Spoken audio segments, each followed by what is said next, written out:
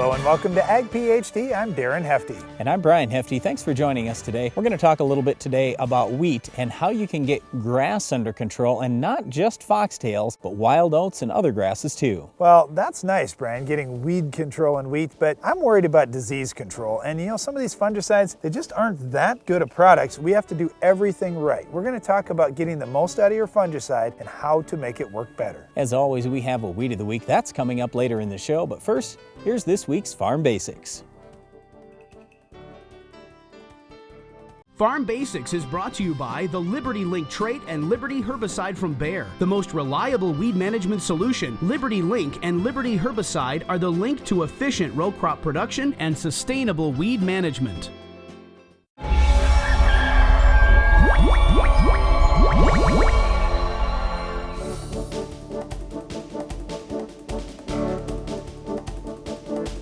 Darren and I had a call on our radio show just the other day, and the caller said, how come these seed companies still talk about corn in 100-day or 95-day or whatever, instead of talking about how many growing degree days it actually takes for that corn to mature? And I said, you know what? I agree with you 100%. I don't understand why we still talk about 100-day corn or 90-day corn or whatever it is, but I imagine it's just because that's always how it's been done, and it's some simple, easy thing, and nobody really wants to change that bad. Well, it's also because not everybody understands growing degree days and what that exactly means. Now, when you say, well, this corn hybrid needs 2,700 growing degree days to reach maturity, I don't understand 2,700 growing degree days, so it's important that you understand what that calculation is. So let's talk about that just a little bit. When we're thinking about corn and we're looking at growing degree days, basically we're measuring how much heat there is that has happened from the time you planted that corn until that corn is ready to mature. So when we're looking at this, we don't count days over 86 degrees on the high side, and we don't count temperatures under 50 degrees. So we'll start out at 50 degrees as a base. So we'll look at the high temperature for the day, and if it's above 86, we'll just call it 86. Or let's just say that it was 80 degrees for our example today. Then we'll look at the low temperature for the day. If it's below 50, we just count it as 50. So let's say the low temperature today was 60 degrees. So we have a high of 80 and a low of 60. We'll add those two numbers together, that's 140, and we'll divide by 2. That equals 70. And then we will subtract off whatever the base is. In this case, the base would be 50. So on a day where the high was 80 degrees, the low was 60, we would have 20 growing degree days that we collected that day. Okay, so that's the calculation there. And one thing you said, Darren, is the base. And in some cases, the base may be a different number. We're figuring corn growing degree days here. For certain other plants, they may figure the minimum temperature at 48. So 48 all of a sudden becomes the base, or maybe it's 54 degrees, whatever it is. But the most common base out there is 50 degrees. That's kind of the standard in the industry that everybody talks about. All right, let's get a little bit deeper into this now. Where does this really come into play? We already talked about maturity. It takes a certain number of growing degree days for each particular hybrid to reach maturity. So we know that one particular hybrid may need 2,000 growing degree days. The next one might need 2,400 growing degree days. And you can track this every day as you go along the season, so you know when your crop should be reaching maturity. So as a farmer, you know that, hey, I've hit maturity and pretty soon I should be able to harvest once that corn dries down a little bit. You can also look at it at the other side of things in emergence. They say on average it takes a corn plant about 100 growing degree days to emerge. So I get questions every spring when it's been cold for 3 weeks, and guys will say, why isn't my corn coming up yet? It must be dead or something's wrong. And I say, well, how many growing degree days have you had?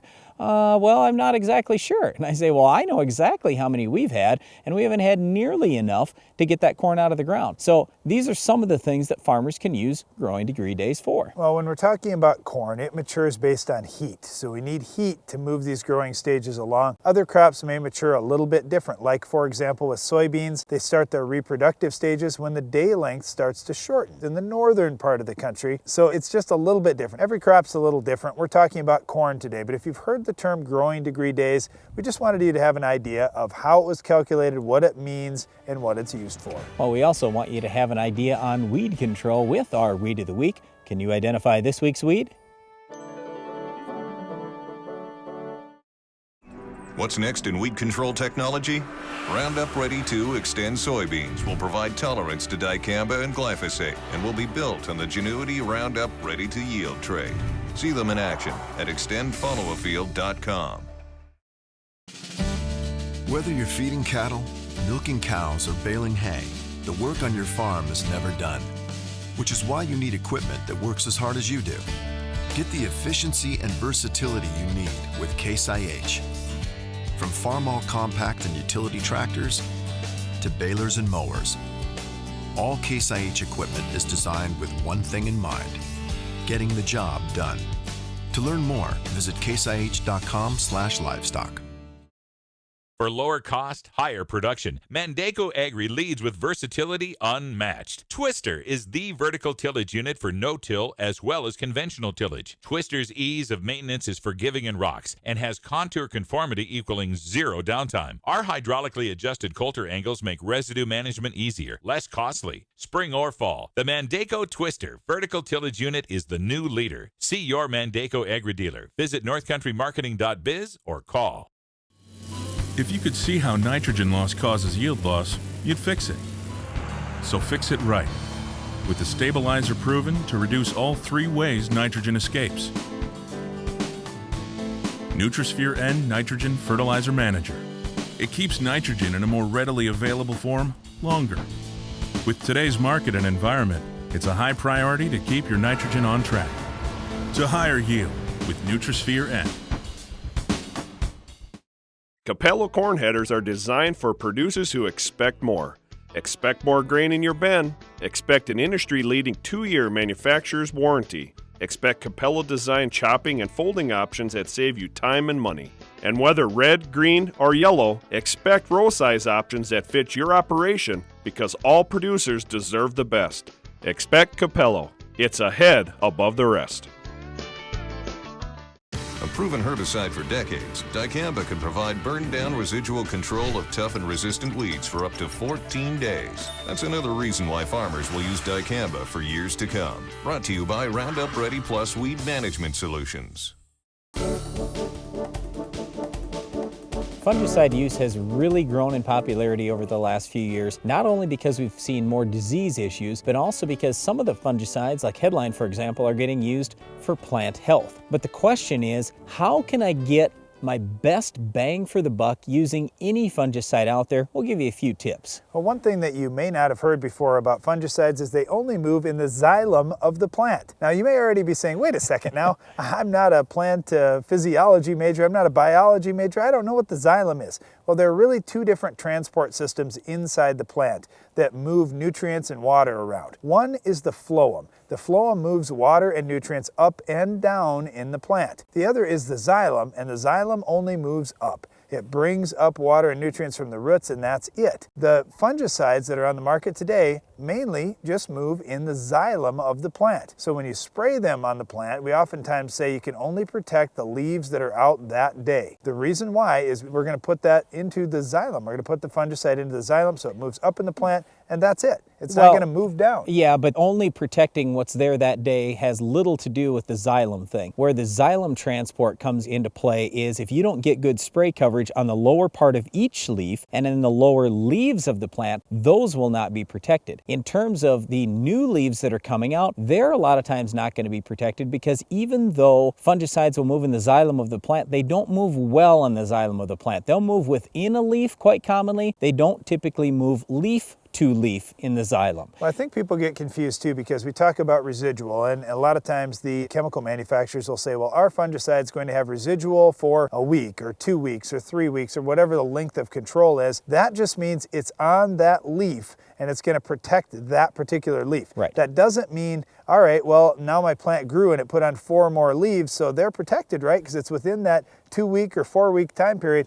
No, that's not the case. It's just how long they're going to be active on the surface of a leaf they've been sprayed on. So in terms of timing, here's what we want. With all fungicides, they are way better at protecting against disease than at curing disease. So we want you to spray before you see major disease problems. Once the disease is seriously set in, you're done. You've been had. You've already lost a whole bunch of yield. Yeah, you might be able to stop it at that point, but you can't go back in time and get that yield back. That yield is lost. Once that leaf tissue is already destroyed, it's not going to regenerate and all of a sudden, oh, it's going to become green again. No, it's done, it's dead. And when I hear that term curative, that's another one of those terms in agriculture that when I hear about a fungicide being curative, I just say, you know, you are really misinforming people when you say that. Yes, you can stop a very, very low level of disease. Maybe it's 2 or 3% infection. But if you've got 50% infection on that plant, I don't care what product you use, it's too late. The damage is done. You've already lost tons of yield. So don't mislead people by saying, well, this is curative, and get people thinking, oh yeah, it's going to be great. I realize using a triazole in many cases is going to be good if you have a tiny little bit of disease started, but you just can't let it go. Like Brian said, you have to get out there early for fungicides to be effective. All right, so timing makes a big difference. Not only do we want to have the timing right because we've got to get out there before the disease really sets in seriously, but also we have to think about timing in terms of which leaves are out already. Or it could be the head on wheat, for example. If the head is out on the wheat plant, that's the right timing for spraying a fungicide if it's supposed to control a disease like head scab. We want about 10 to 15% flowering there. If you miss the window on one side or the other, it's not going to be real good. Either you're too late because the disease is set in a lot, or you're too early and that head didn't quite come out. So with fungicide, we find that timing is just incredibly important. Well, and in general, you just want to be a little bit on the early side rather than a little bit on the late side. We're talking mainly about preventative. So when we're looking at these fungicide products, just think of them as I have to get them out ahead of time.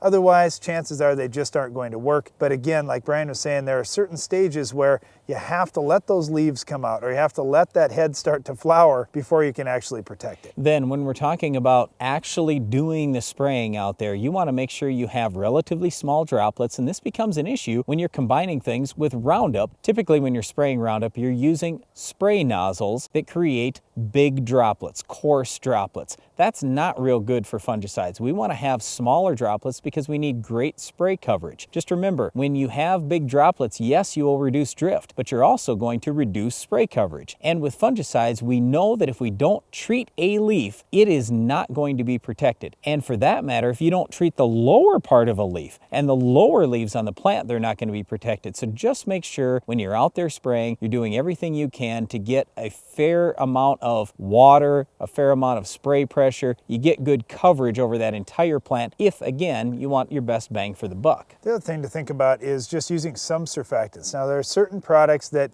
don't want a surfactant. Maybe they've got it already mixed in, but there are other fungicides that really benefit from adding a certain surfactant to it to get it to stick and spread on that leaf even better. So check with the label and check with your agronomist about the products you're using to see if an adjuvant could certainly help you get better coverage and better control with that product. Well, once again, we're just trying to help you get the most out of the fungicide that you apply. And quite commonly, if you take these steps, you can get a lot more yield gain and just a lot more profitability on your farm with no extra expense. One other thing you want to work better on your farm is weed control if you have our Weed of the Week. Can you identify this week's weed? Your equipment's ready. The seed's in the barn.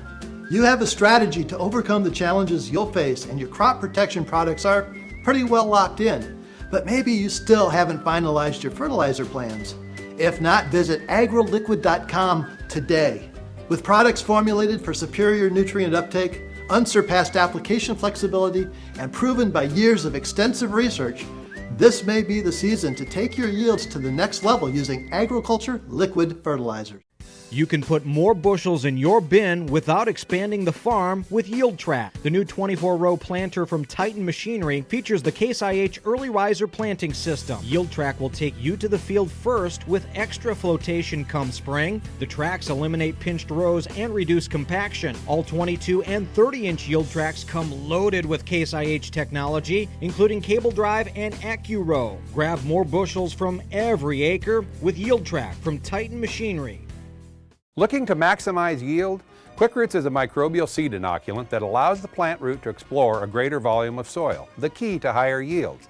QuickRoots continues to generate yield response on corn, soybeans, wheat, and more. QuickRoots is applied to the seeds so the live microorganisms go right to work, enhancing seedling vigor, increasing the uptake of certain nutrients, including NPK, and expanding root volume. Maximize yield on your farm this season. Call TJ Technologies or your local dealer and get your QuickRoots today. A farmer's attention to detail is what makes the difference. You take the time for service management because you know how vital it is to your operation. You service your field like everything else because soil sampling makes all the difference and gets the results you want. Download the app Soil Test Pro and start grid sampling today. Keep your farm growing strong. The more you test, the more you know. If you watch Ag PhD TV, you'll love the new Ag PhD radio show each weekday on Rural Radio Sirius XM Channel 80. This is Darren Hefty. On the new Ag PhD radio program, we'll take live callers and provide the agronomic information and brotherly banter you've come to expect from Ag PhD. We'll feature a Back 40 segment where we talk to farmers and agronomists around the country to share what's going on with crop production. And it wouldn't be Ag PhD without addressing a pest of the day. Tune in to the Ag PhD radio show each weekday at 2 p.m. Central on Rural Radio Sirius XM Channel 80. When we talk about grass control in wheat, there are 2 times where you can get this done: pre-emerge or post-emerge. Well, that sounds real scientific, Brian. We either kill the weed before it's up or we kill it after it's up. This sounds pretty obvious to me. And when we're looking at that, you may say, well, that's just not telling me anything. But honestly, for most wheat farmers across our country, it is. There are pre-emerge options for grass control. And when we look at a grass crop like wheat, getting the grass weeds under control is so critical, and the timing is everything. For example, with many of the foxtails and even wild oats this spring, you can get them under control before they're even up in your crop by using a product like Prepare pre-emerge. Now, there are some guys who will use other products like Olympus or PowerFlex on winter wheat in the fall pre-emerge. We just want you to use a little bit of caution there because Olympus, for example, can carry over to certain crops that you might want to plant a year and a half later. Same thing with Maverick. Even PowerFlex has more residual than what Prepare is going to. So just use a little bit of common sense here and know that if you're in a rotation, you got to be smart about what you're using. Okay, and using Prepare too, we get questions from a lot of wheat farmers across the country saying, all right, I'm going to try this pre-emerge herbicide. What rate do I use? Because the labeled rate is 0.3 ounces. And honestly, if your pH is 7 or below, you need that full rate to really get a good level of control. Above a 7 pH, especially above a 7.4, we see that that product is much more active in the soil. And there are a lot of farmers across the country telling us they're cutting the rate back to 0.2 ounces because they felt like it was even a little stronger than it needed to be, where they had some overlap or, point rows, this kind of thing. They actually say they've seen some injury here and there. So 0.2 ounces is what they're going to use in the high pH soils, 0.3 ounces in the low. Again, follow the labeled rate, talk to your agronomist in your area about what's working for you, but we really don't want to ding the crop up because the way I look at it, we aren't going to control 100% of the weeds out in our field with any pre-emerge product really in about any crop. We're always going to have to come back post-emerge and clean up some escapes, so why take a chance with injury? If you need to cut the rate back or you're nervous about it, go ahead and do it and then come back with a good post-emerge option to clean things up. All right, talking about post-emerge, when we're in winter wheat, you can use different products than you can in spring wheat. So let's cover the winter wheat only products first. Here we're discussing PowerFlex, Maverick, Olympus. We really like seeing those sprayed post-emerge in the fall rather than the spring, but they could potentially be used in the spring. Just understand that if you're after a winter annual, like cheatgrass, for example, downy brome, you're not going to have nearly the control in the spring that you would in the fall. Also, these products aren't real fantastic on wild oats or even the foxtails. I would prefer one of these spring wheat herbicides that could also be used in winter wheat. But again, PowerFlex, Olympus, and Maverick, they are winter wheat only products. Just use them there. And those products are all group 2s. They're all ALS herbicides. They aren't ACC-ACE inhibitors like Axial, Discover, and Puma. So we do have some different choices. We've got 2 main chemical families we can use. The ACC-ACE inhibitors or some other spring products that you could use that are ALS products would be Everest 2.0. That's a nice product that has the same active ingredient as Prepare, plus it has a safener so you can use it in crop without worrying about the injury. That's very effective on wild oats and foxtails. The other one would be Gold Sky. That's another ALS product. That's got a crop safener in it as well, and that's been a popular one over the last few years. Yeah, it is. It's just that a lot of people ask, now wait a second, I can only use PowerFlex in winter wheat. How come I can use Gold Sky in spring wheat, yet Gold Sky contains PowerFlex? Well, the reason why you can is because the Gold Sky has 3 times the crop safener. So that's the appropriate choice for spring wheat. PowerFlex can only be used in winter wheat. And Gold Sky isn't going to be perfect on grass control. I would prefer, if it was me, Axial, maybe Everest 2.0. But if you say, hey, I got both grasses and broadleaves, I'd like to just go with one thing, and I have a little bit of cheat out there, then Gold Sky is probably the way to go. I like what you said there, because I talk to farmers all the time and say, you know, I'm only going to drive out there one time. I want to spray broadleaves and I want to spray grasses. What should I use? And my question is, well, how bad is the grass pressure? And guys are like, well, what difference does that make?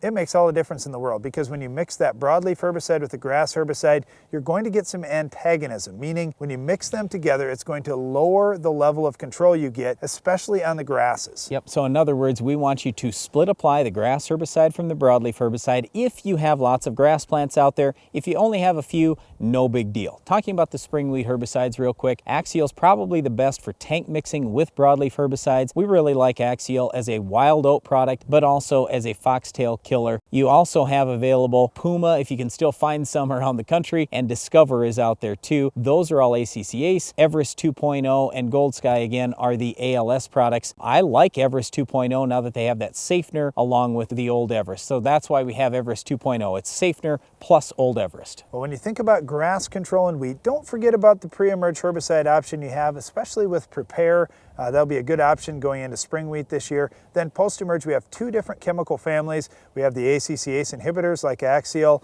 We have the ALS products like Gold Sky and Everest 2.0. So there are some choices. You definitely can get good grass control in your wheat this year. Well, the question is, will any of these products control our Weed of the Week? We'll tell you coming up next.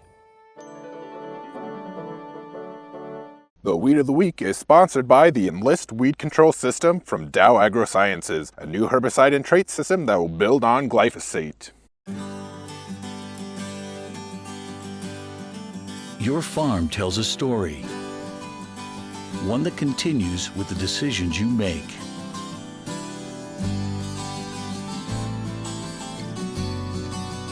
Introducing the Enlist Weed Control System, an advanced herbicide and trait system that will build on glyphosate for exceptional control of tough weeds.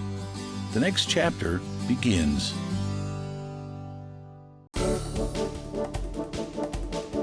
Our Weed of the Week is a winter annual. It's also a host for soybean cyst nematodes. The weed is Henbit. You know, when you think about these winter annuals, that's the toughest weeds that we're fighting this spring. And Henbit is certainly a tough one if you have small grains, if you have lentils. I know there's a number of crops where it gets to be a real challenge. You know, with Henbit in our corn and soybean production, I would say this, I've noticed about Henbit, it stinks. You know, it has an odor to it. It's a member of the mint family, so it really shouldn't surprise you that it does kind of smell. It can only reproduce by going to seed. So if we wipe it out early this spring, we're not going to have to fight Henbit again. So let's get after it right away. In corn, I really like Harness and Surpass. And a lot of times you just talk about them for their grass control activity. They do have decent activity on some of these broadleaf weeds Yeah, but too. they're a lot better in the fall because, again, this is a winter annual. So if you can get out there in the fall with Harness and Surpass, that's a much better choice than Harness and Surpass in the spring. Triple Flex and Sure Start in the spring are probably better ways to go. Balance Flex is a little weak on this weed. Sharpen is a little bit weak on it too, although I don't think it's too bad, especially if you keep that rate up there. So in other words, Verdict that contains Sharpen, I think is a pretty good choice, especially when mixed with Roundup. And when we're looking at wheat, pre-emerge, you can use a fairly high rate of Sharpen. Like Brian said, if you're mixing it in a Burndown, you do Sharpen plus some Roundup, you're gonna do a nice job on Henbit. Then you come back post-emerge and Husky is really good. So if you get a big heavy pressure area of Henbit, I'd bump the rate up a little bit. You could mix some Addition broad spec in theoretically and add some to the control. I don't think you're gonna need it though. Husky does pretty well on its own. All right, I said a little bit earlier that this can be a host for soybean cyst nematodes. That's bad. We got to make sure we control this in soybeans. The problem is, as a winter annual, you're going to need to burn it down with something, and you can't use much Sharpen in soybeans. 1 ounce is your max. So if it was me, I'd probably try some Authority. I would try some Sencor along with that Authority, or Valor, I guess would be fine too. And then just make sure you're using a good strong rate of Roundup in combination with all that, and you'll get Henbit under control. Well, that's all the time we have for this week's weed, Henbit, but Iron Talk is coming up next. Iron Talk is brought to you by Case IH. What are farmers doing to feed the planet? They're using Quadtrek technology, soil management, and planting systems from Case IH to foster a better growing environment that maximizes yield potential. Visit caseih.com to be ready.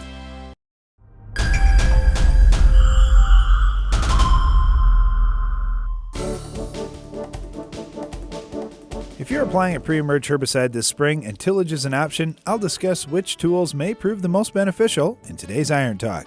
There are quite a few herbicides that can be used pre-emerge either after planting or in a strictly no-till environment. If you're using things like Harness, Surpass, Prowl, Valor, or the Authority family of products in this manner, just know that you will need some timely rainfall to get them into the soil and ultimately into the target weeds. If tillage is an option with your farming practices, it can be used to reduce the amount of moisture needed to activate the herbicide and potentially even increase the effectiveness of the product. The key is to get it stirred into the soil evenly at the proper depth for that herbicide to work. We get questions about using a disc as a herbicide incorporation tool every spring. There are corn stalks to chop up and mix into the soil as well as herbicides and fertilizers to get stirred in. The problem with the disc is there isn't enough stirring and mixing to get the herbicide evenly distributed in the soil, and you will see streaking. The same would be true with vertical tillage coulter units. Instead, our preferred tool has been the field cultivator. If you have the sweep set so there are no gaps that aren't tilled, it provides excellent mixing of soil. The other two challenges that are very common are, number 1, getting too deep with the tillage,